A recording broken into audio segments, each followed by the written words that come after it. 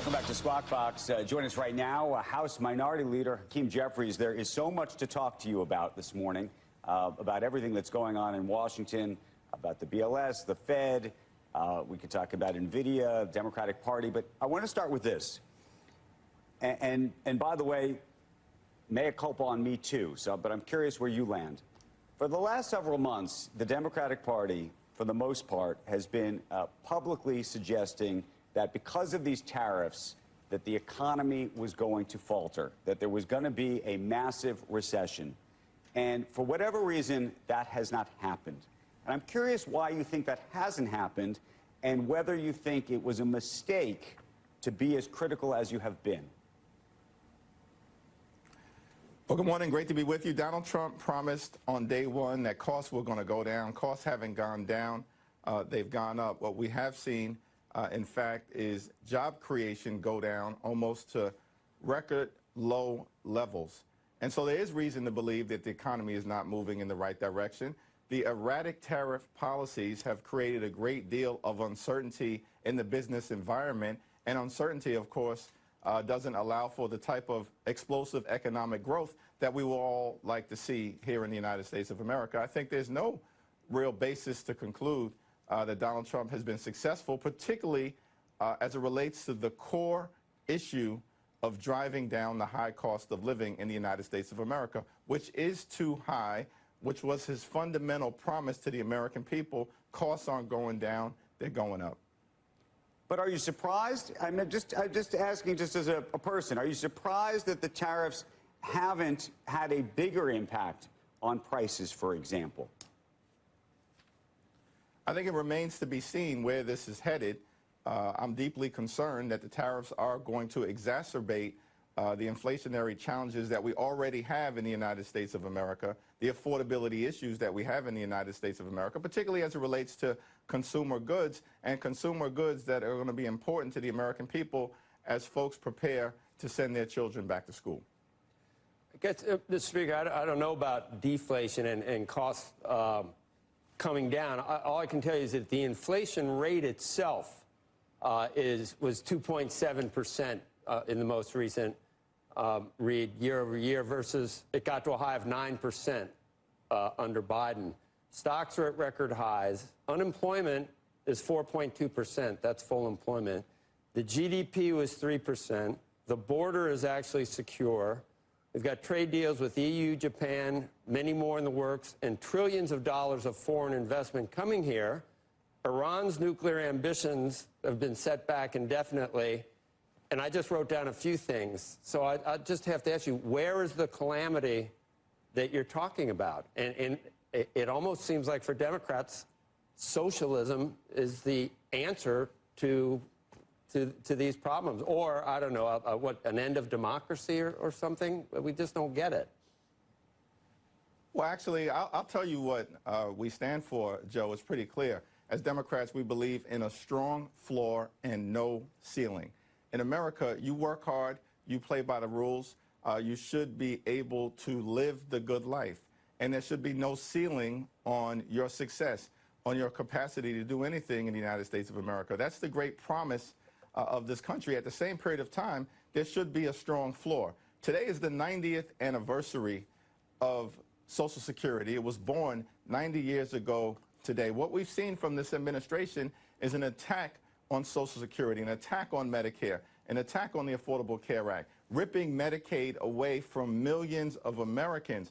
That actually is the type of strong floor that we should also have in this country. You pass one big, ugly bill that's now law on a partisan basis that represents the largest attack on health care in American history. Hospitals will close, nursing homes will shut down, community-based health clinics will be unable to operate. People all across the country are going to experience increased premiums, co-pays, and prescription drug prices. That's a problem for everyday Americans. I'm not talking about people who are already wealthy and well-off and well-connected. I'm talking about the everyday Americans that I represent in Brooklyn and that we're fighting hard for. In fact, those same Americans, food is being ripped out of the mouths of hungry children, veterans, and seniors with the largest attack on nutritional assistance in American history. I find that problematic in the United States of America, and millions of people do so as well. Leader, where do you land on this mayoral race in New York, and in particular on Mondani, who is clearly now the front runner in this situation, won the primary? You have not publicly come out endorsed him yet, and I'm curious what you're thinking. Well, he ran a strong race in the primary, obviously, relentlessly focused on affordability, which is a big problem, of course, here in New York City, along with every other part of the United States of America. And he outworked the opposition, he outmessaged the opposition, and outorganized the opposition. But now, during the general election, of course, he's going to have to demonstrate to a broader electorate, including in many of the neighborhoods that I represent in Brooklyn, that his ideas can actually be put into reality. And that's, you know, the conversation that he's having with me and having with people who are community leaders and residents in the 8th Congressional District I serve. And that sounds like you're not convinced then yet. No, well, we had one initial conversation. It was a constructive and candid conversation. It was centered around the community. And in that conversation, he indicated he'd like my help in putting together additional meetings with members of the congressional delegation, as well as leaders in many of the communities that I represent in neighborhoods like East New York and Brownsville, Canarsie, some of the more lower income working class neighborhoods that I may serve. I agreed to do that. That meeting is being put into motion right now. How do you think about him relative to Cuomo? And how do you think about the message of socialism, or being a socialist, and what that may portend for the Democratic Party? Well, I think, as I indicated, listen, my view about what we as Democrats stand for, what we're fighting for, we need to lower the high cost of living in the United States of America. We need to fix our broken health care system. And we need to clean up corruption in Washington, D.C., so we actually have a government that works for the American people, for everyday Americans, for hardworking American taxpayers, as opposed to working for the privileged few. That's what that one big ugly bill was about. Cut health care, devastate nutritional assistance, reward Republican billionaire donors with massive tax breaks. That's not us as Democrats. Here in this country, work hard, play by the rules. You should be able to afford to live the good life. Good paying job, good housing, good health care, good education for your children, and a good retirement, which, by the way, means protect Social Security and Medicare, because they are earned benefits, not entitlement programs. Don't try to devastate them. I understand that. Which is I'm what just the curious Republican plan is right now. I'm curious where you land on things like, you know, freezing rent, free buses, giving away, you know, free food at supermarkets and the like, and what you just think of that idea and what it represents. Listen, Zoran is going to have to make the case to the people of New York City, including in the neighborhoods that I represent, that these ideas, which are designed to address affordability in New York City, and that as a top-line effort is important. The cost of living is the #1 issue here in the city, #1 issue across the country. It's why Donald Trump's poll numbers are in the basement right now. But do you agree with those approaches as the solution? Look, you and I agree. Affordability is this #1 issue in New York. It's the #1 issue in the country. And so he has done a great job of identifying that issue and articulating that issue. The question is how you attack that issue. And what I'm asking you is whether you agree with the solutions that he's offering. Here's what my solution would be. And I've said this directly to him, and will continue to say it to policymakers across the city, the state, and the country. We have a situation in New York City and across America where the demand for housing that is affordable greatly exceeds the supply. That's a problem. That imbalance is jamming people up, working class residents, moderate income residents, middle class residents. In New York City, if you're a police officer married to a nurse, you can't even afford to purchase a home in this city. That's problematic. So we have to build our way out of this problem, that's all hands on deck. That's city, that's state, that's federal. That also means a meaningful partnership with the private sector. That has always been my position. That will continue to be my position because it's the right position for the people that I serve. Andrew Cuomo has made the point that Zoran Mandami lives in a rent-controlled apartment, even though he is not considered, quote-unquote, poor, and that Andrew Cuomo would actually try to create a law in the state that would prevent people like Mandami from living in a rent-controlled apartment. Do you think that he should live in a rent-controlled apartment?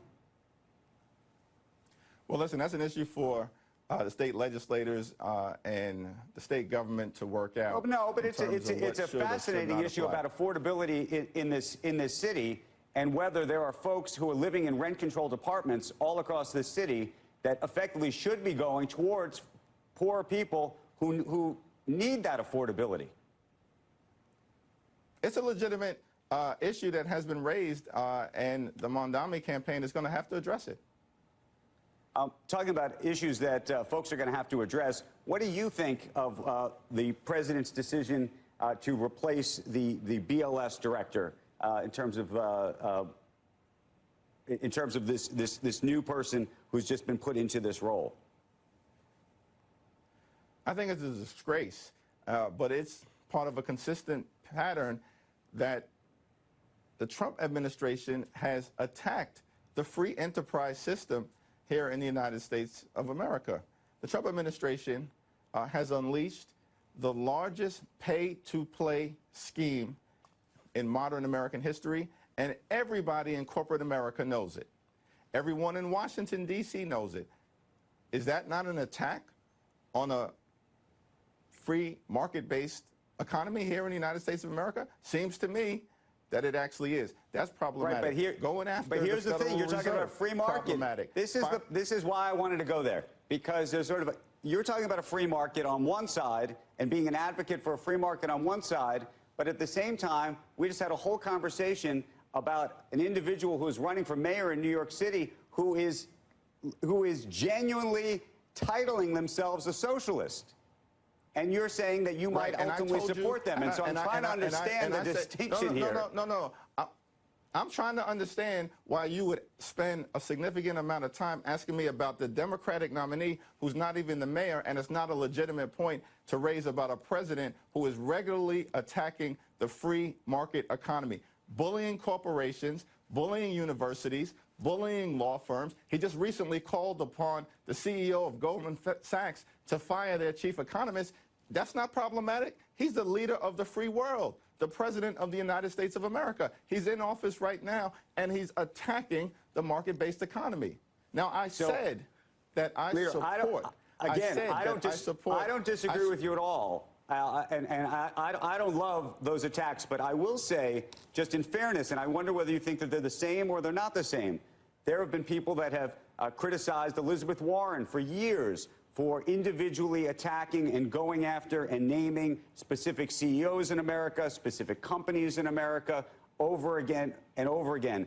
President Biden famously didn't invite Elon Musk to the White House, probably caused him to actually support this president originally. And so the question is whether those are the same or they're different. It's interesting that we're talking about Joe Biden, no longer the president, Elizabeth Warren, who's a senator, as opposed to Donald Trump, the president of the United States of America, his administration, as well as complete control of government in Washington, D.C., the House and the Senate. That's the problem that we are confronting right now. And our challenge is to actually make sure that we are addressing the issues of significance to the American people. And the number one issue is the high cost of living that they failed to address. Final question. I think there are a lot of Republicans who actually agree that there are certain things this president does that they don't like, but they're unwilling to stand up and raise their hand and say something about it. Why do you think that is? I mean, we're dealing with a cult-like situation, unfortunately, in Washington, D.C., and we as Democrats will repeatedly make the point, look, we are a separate and co-equal branch of government. We don't work for Donald Trump. We don't work for Elon Musk. We don't work for J.D. Vance. We work for the American people. And unfortunately, far too many of my Republican colleagues have not taken that approach. They are actively doing damage to the people they represent, including the largest attack on Medicaid in American history, and they're going to pay a price for that at the polls in November of next year. Leader, want to thank you for joining us. Always great to talk to you. We love hearing your perspective, and we appreciate it. Thank you. Thank you.